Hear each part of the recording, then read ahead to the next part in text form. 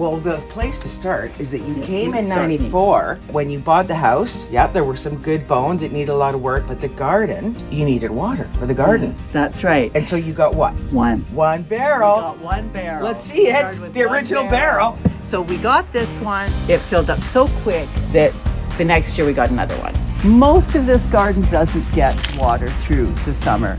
It gets once a month the rhododendrons, the hellebores, the things that really need it. That's where the mulch comes in. Right.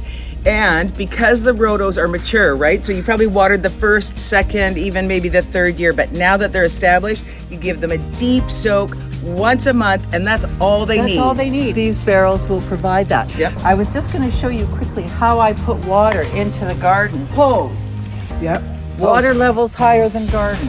Sprinkler head. No, I don't throw water up into the air to let it evaporate. I put it on a very low flow. I'll put it up high so you can see. There, you see? Yep. Then I'm going to turn it right down so it's just a bubbling. And I'll set a timer. I take a timer out with me. And I'll just, this when I do in my pruning or whatever, and I'm watering the garden. So this isn't about I'm carrying water around the garden and it's such a grunt. As rainwater gardeners, we have an opportunity to mitigate climate change. And we all need to be looking at every aspect of our lives and going, what can I do differently? We can do this. This is within our reach. This isn't one of those big corporate things floating in you and you go, God, what can I do? I have no impact.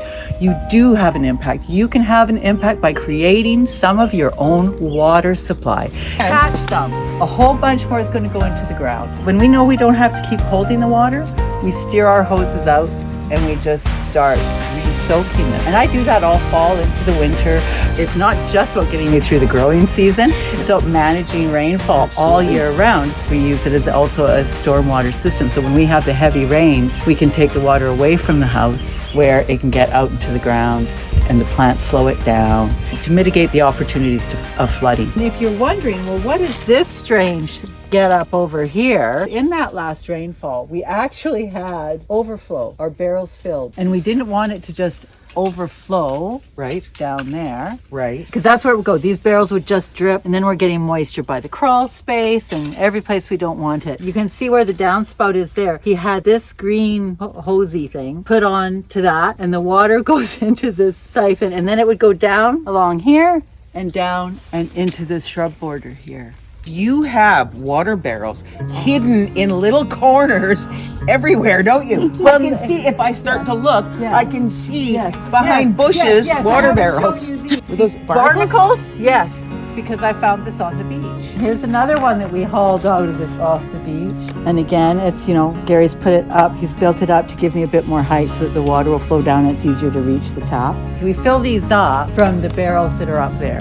Because they're higher, these are lower. Run the hose, it will fill them up. So these are all interconnected. So there's 1, 2, 3, 4, 5, 6, 7 barrels here. Gary left this here so again you could see how we do stormwater. The bottom of that gutter, there's a hole. It's overflowing. It will go into this pipe and then that goes into here and that goes down to there. Now this hose, because again, these overflowed in the rain that we had, I had this hose going up to that bed and watering it. Much higher? Yeah. Mm-hmm. Gee, I wonder why that is. Well, let me show you. Let me show you why that is.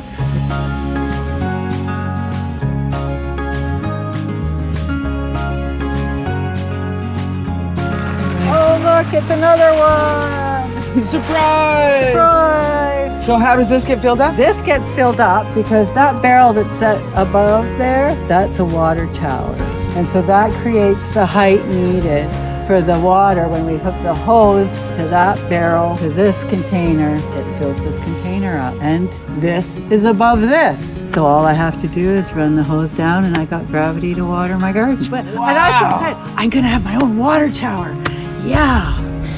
you know you're a water nerd when you're like, I'm gonna have a water tower. question. When you put all of the tanks together, what is the sum of the catchment that you have? Over 4,000 liters. We didn't do that in a couple of years. That took several years. Yeah. But it doesn't have to be expensive. You're achieving so many things. You're collecting water for your garden, so now you don't have to honor any of the watering restrictions because it's your water and you can use it when you want, how you want. We have to do the best that we can because there are people coming up behind us. And just as importantly, all of the other living things that we can see and can't see are essential to our survival.